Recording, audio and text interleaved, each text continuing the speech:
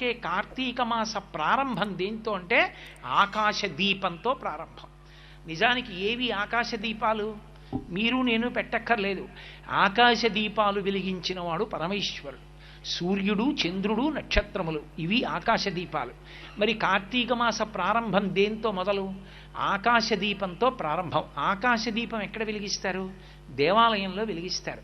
దేవాలయంలో ధ్వజస్తంభానికి తాడు కట్టి ఒక చిన్న పాత్రలో దీపం వెలిగించి గాలికి నిధనం కాకుండా రంధ్రములతో ఏర్పాటు చేసి దాన్ని జాగ్రత్తగా సమంత్రకంగా భగవంతుడి నామాలు చెప్తూ భక్తులందరూ చుట్టూ నిలబడి ఉండగా ఆ దీపాన్ని పైకెత్తుతారు.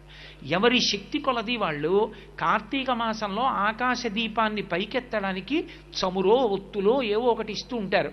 అది పైకెత్తుతారు. ఎందుకని? ఇప్పుడు ఆ దీపం ధ్వజస్తంభం మీద ఉండి అంతటా వెలుతురు చిమ్ముతుంది. ధ్వజస్తంభం మీద